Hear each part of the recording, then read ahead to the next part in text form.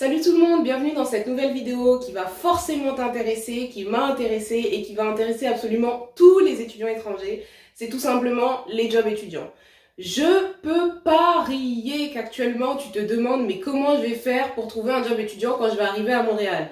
C'est une question qui m'a été énormément demandée dans mes commentaires et donc aujourd'hui je m'assois ici avec ma bonne humeur que tu peux déjà voir pour te donner tous mes conseils pour que tu trouves un job étudiant à coup sûr quand tu arrives à Montréal et te faire un peu un retour d'expérience global sur ce que j'ai pensé du marché du travail québécois. Donc si ça t'intéresse, et je sais que ça va t'intéresser, tu peux déjà mettre un pouce bleu, t'abonner à la chaîne, prendre ton thé, ton café, peu importe, t'asseoir et écouter parce que là, il y aura des conseils super intéressants.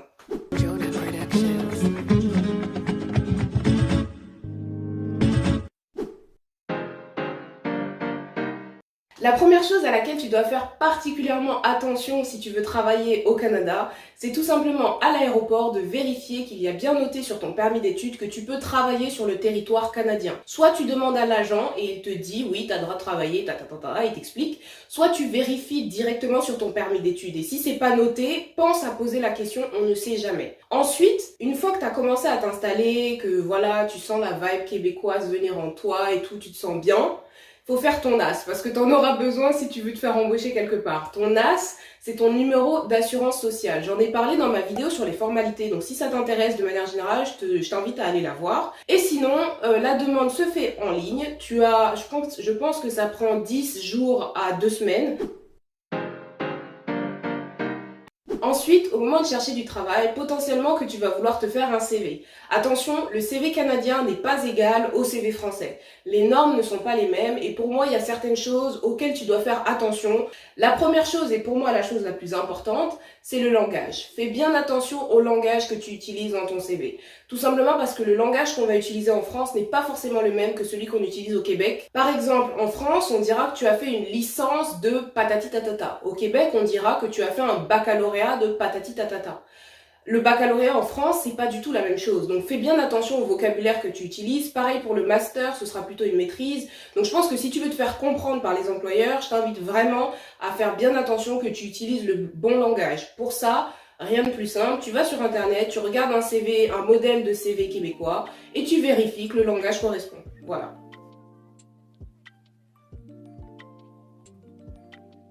Ensuite, le prochain conseil, c'est un conseil qui peut s'adapter autant au CV québécois qu'au CV français. C'est juste un rappel. N'oublie pas de mettre tes coordonnées, ça arrive d'oublier. Et n'oublie pas également de marquer tes disponibilités, ta flexibilité et parfois même le nombre d'heures que tu souhaites travailler. Ça peut permettre au processus d'aller tout simplement plus vite. Une autre grosse différence entre le CV français et le CV québécois, c'est que sur le CV québécois, il n'y a pas de photos la plupart du temps. Donc, pour, on va dire, te fondre dans la masse, ne mets pas de photos, n'indique pas ton sexe, ta nationalité, ta date de naissance, ton état civil, c'est-à-dire si tu es marié, célibataire ou quoi que ce soit. Tout ça, garde ces informations pour toi et justement, utilise cette place pour développer des catégories qui seront plus valorisées. En parlant de catégories plus valorisées, en général, les expériences sont davantage valorisées. Donc, essaye de faire apparaître de manière très claire tes expériences autant professionnelles que, on va dire, extrascolaires. Par rapport à ça, le CV québécois peut faire jusqu'à 2 pages. Donc, utilise cette place justement pour décrire un peu plus ce que tu as fait dans ces expériences. Qu'est-ce que ça t'a apporté, quelles étaient tes tâches quotidiennes, etc., etc. La question que tu te poses ensuite, c'est oui, mais c'est bien tout ça, mais en fait, où est-ce que je cherche un job étudiant? Eh bien, j'ai recensé, on va dire, 3 types d'endroits où tu peux chercher un job étudiant. Le premier et le plus simple pour moi, c'est sur le campus. D'autant plus si tu as un campus qui est vraiment énorme.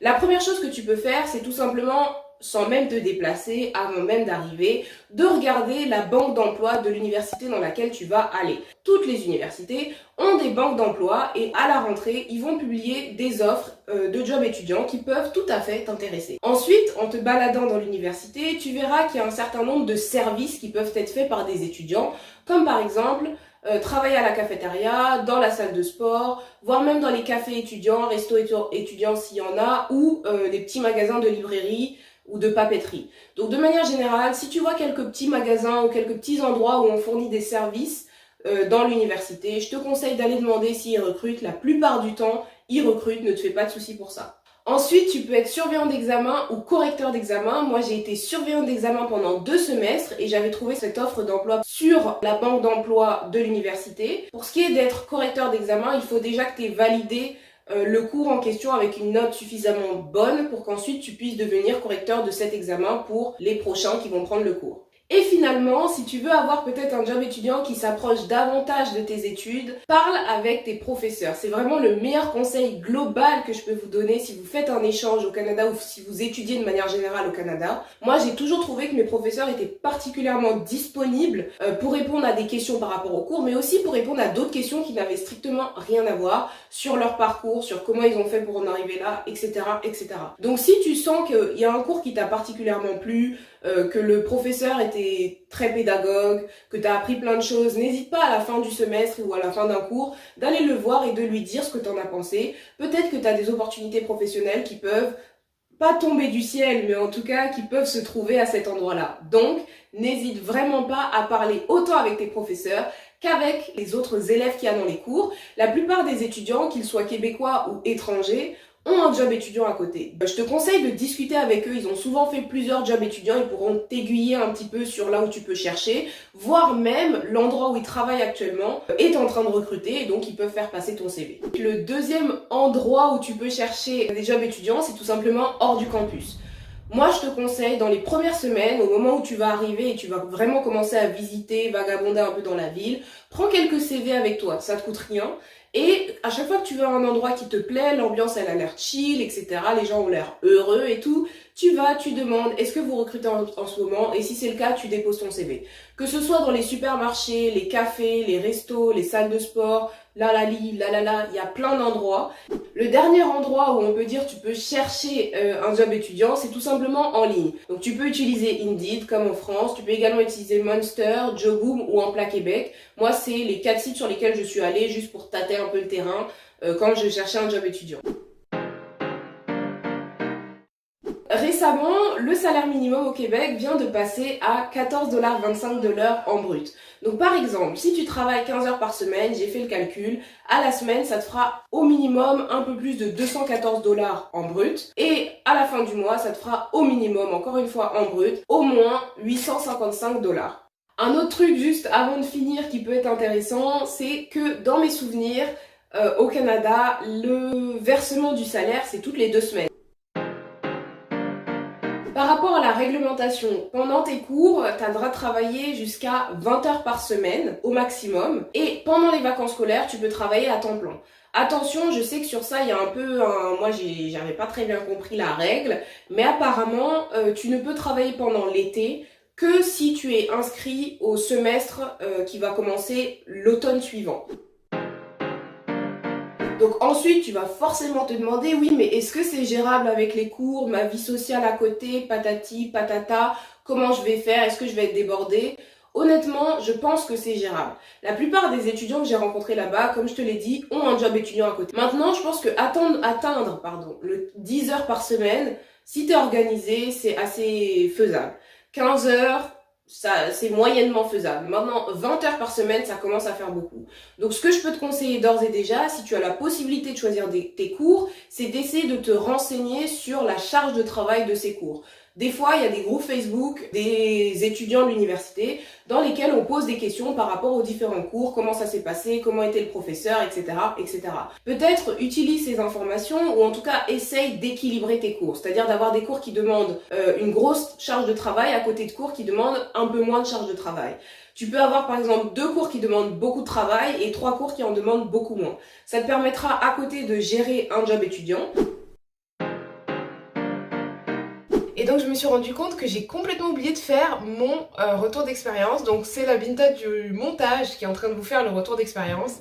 La première chose que je voulais dire, c'est que déjà j'ai trouvé que il y avait beaucoup moins de formalités dans les relations. Okay, donc ça c'est dans la vie de tous les jours, avec le caissier, avec les gens dans la rue, peu importe. Mais c'est aussi, je trouve, sur le marché du travail, avec les collègues et avec les employeurs. Et que ça permet peut-être d'être un peu plus authentique, d'être un peu plus soi dès le début, de s'intégrer peut-être plus rapidement. En tout cas, moi, les employeurs que j'ai eus étaient super bienveillants, super compréhensif, super flexible. La deuxième chose que je voulais dire, c'est que ne vous inquiétez pas, trouver un job étudiant à Montréal, c'est plus que faisable. Normalement, c'est presque facile.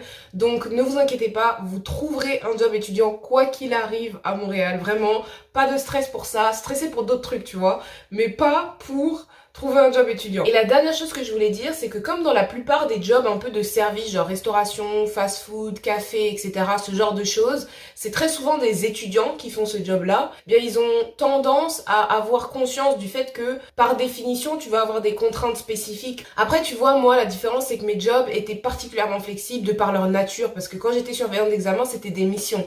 Donc c'est moi qui acceptais ou non cette mission. Et quand j'étais assistante de recherche, c'était pas non plus quelque chose de très fixe, c'était plus du télétravail, c'était dans la semaine, en gros, il faut que j'ai fait ça. Mais je pense que globalement, ils ont l'habitude d'employer des étudiants, donc ils seront pas extrêmement stricts. Après, si vous partez sur un principe de 10 heures par semaine et que tu te pointes que 2 heures par semaine, ça va poser problème comme partout, tu vois. Mais je trouvais qu'ils étaient assez flexibles, assez compréhensifs et qu'il y avait beaucoup moins de formalités. Et globalement, j'ai adoré être sur le marché du travail québécois. J'ai adoré être au Québec globalement. Donc il y a une vidéo un peu bilan qui va bientôt arriver. Donc bref, en tout cas, si cette vidéo t'a plu et si t'as compris mon retour d'expérience, qui est que tu vas trouver un job, t'inquiète même pas, je t'invite à liker la vidéo, à t'abonner. Et bien sûr, si t'as des questions supplémentaires auxquelles je n'ai pas répondu, n'hésite pas à l'écrire en commentaire. Comme d'habitude, je répondrai avec grand plaisir. Voilà, salut!